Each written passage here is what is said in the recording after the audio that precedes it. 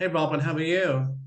No, really good, thanks. So Robin is the head of Revo Seafoods based in Vienna, Austria, and you are making plant-based seafood. That's right. Yeah. Yeah, we started about 4 years ago, and now we're already in a bunch of different markets in Europe, and just released our first new 3D structured salmon fillet last September, so in September 23, and now we're fully in our upscaling phase. Why plant-based seafood? Well, there's a lot of issues with seafood production. For instance, we have a huge biodiversity problem in the oceans. Like there's a lot of overfishing activity happening, and there's a huge risk that many fish species might actually go extinct, apart from the damage that we do to the ocean by fishing activities. For instance, 50% of all garbage and debris that is floating around in the ocean is actually coming from the fishing industry, like old or destroyed fishing nets, etc. And then also there's a human health perspective to it, because unfortunately there's more and more heavy metals and microplastics and pesticides entering into the ocean and into the food chain, because popular fish such as salmon or tuna are actually predatory fish, so they're on top of the food chain, and they well, eat smaller fish and accumulate more and more, for instance, mercury or other neurotoxic substances like this, which is why in many countries it has already been recommended that, for instance, children or pregnant women do not eat tuna products or salmon products anymore. And this will just accelerate in the future. So we see a huge problem with the current seafood production, but seafood itself is a good product. It tastes nice. It has good nutritional value, but we're just trying to offer the same sensation, the same positive attributes, but with plant-based ingredients and without the negative effects that you have with the current seafood So production. what are the ingredients that are going into your plant-based seafood, like salmon and also octopus? Yeah, so basically we use mycoprotein as a main ingredient, so fungi-based Fungi. protein. So is that Like, basically mushroom? yeah, you can imagine it like this. We get it from suppliers, but they produce it in a bioreactor process where basically it's fermented. Like, for instance, how beer production works, like you ferment it with nutrients and the fungi can grow inside the bioreactor. It's a very hygienic process. So that means there's no little bacteria, or like it's very, very hygienic from a human health perspective. And it also has a complete amino acid profile. So it's very healthy actually for human nutrition. How does the taste compare to real fish, real Well, quite seafood? similar.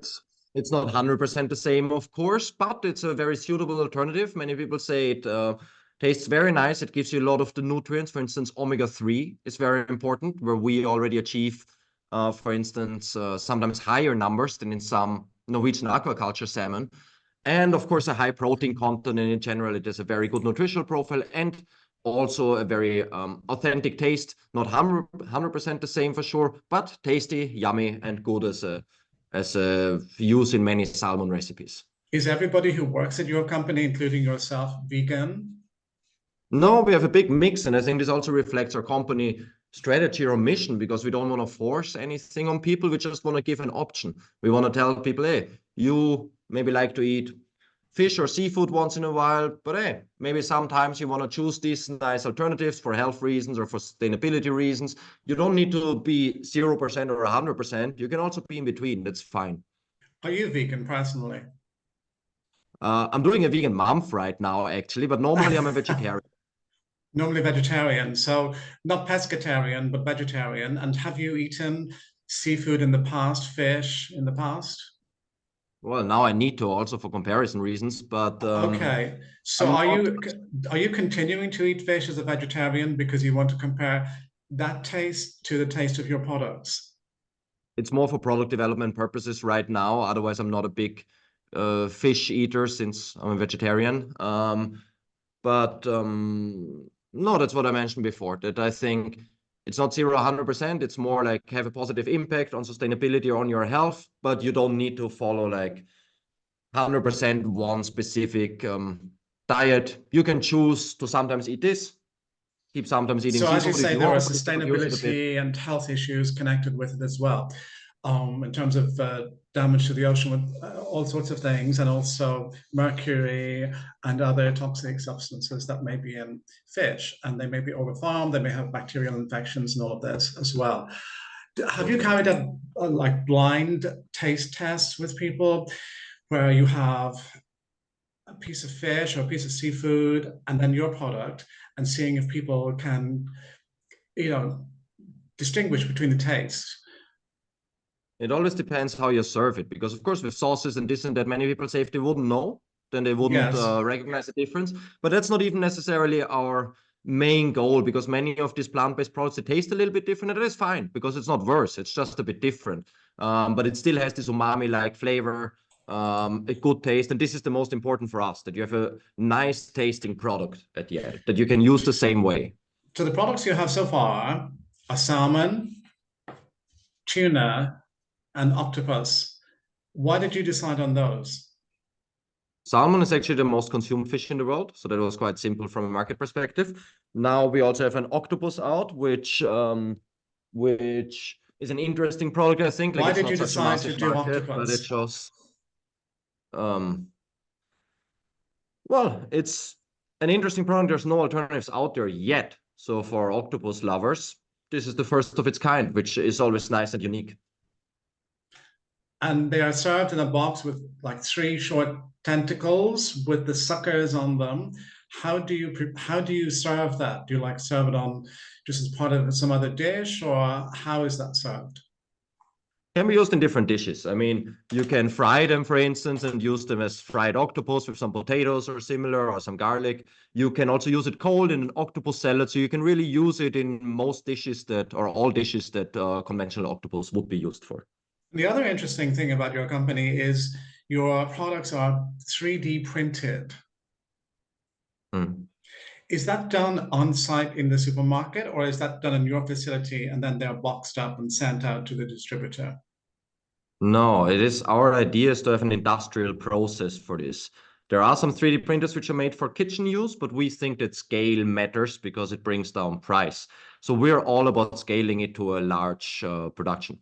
How does 3D printing work for Well, food, for your, basically, for it's your like food products? it's basically the same like dosing systems that are used in the food industry for decades, like what you use snack products for, or chocolate, where you always release a certain type of ingredient, like let's say cookie dough or similar. For us, it's a similar way, just that we use mycoprotein as a base. And then you have this 3D kinematics that it moves, and with this way we can create new structures, like this flakiness that you have in fish products is created like this.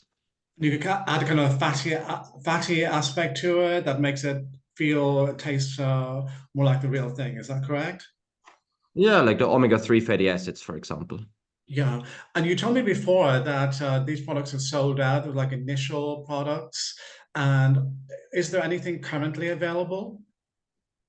Yeah, we still sell the salmon fillet through our webpage. Just the Kraken sold out immediately, and we're right now evaluating if we should go into permanent production with it. But basically, we see a high demand for these products, and we're right now building up our production facility in order to, from August 24, be able to supply much larger volumes to the market. Are you selling directly from your website, or is the product available in stores?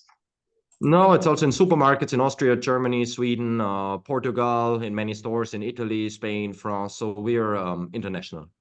I see. And will you look to go to other places like the States and Asia potentially, where there may be a big demand as well? That would be lovely. I mean, since we're located in Europe, this is where we start, and we're getting a bit bigger distribution now. But then once a production line is established and we're at bigger volumes, then certainly this is a very interesting opportunity. And you are calling for investors at the moment to invest in your company through Fund Nation, a German fundraising platform, and you're seeking $1.5 million, and you're almost there.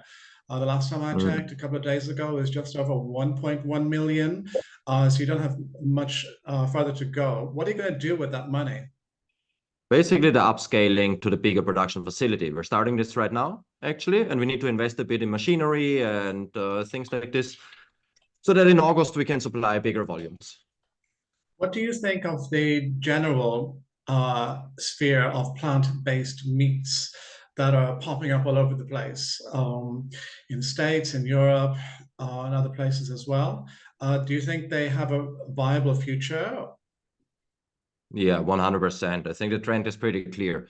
In our company, there's many 20-year-olds or like early 30-year-old people working. And it seems to be more the norm than the exception now that people are vegetarian or vegan, that people really care about their nutrition and sustainability aspects. So this is a trend that will not reverse anymore. Like it 100% goes in this direction. And I think companies like us can profit from this or like also supply good alternatives to these people. And looking ahead in the next 5 years, 10 years is probably too far, but if you could look ahead to 5 years, where would you see Revo Foods then? What kind of, would you have a greater expansion of products? Would you be available in more places? What is your vision?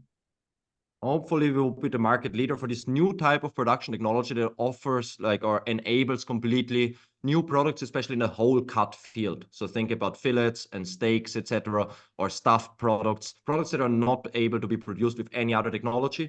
We want to be the leader to make this food production more exciting again, more creative again, create foods that didn't exist before.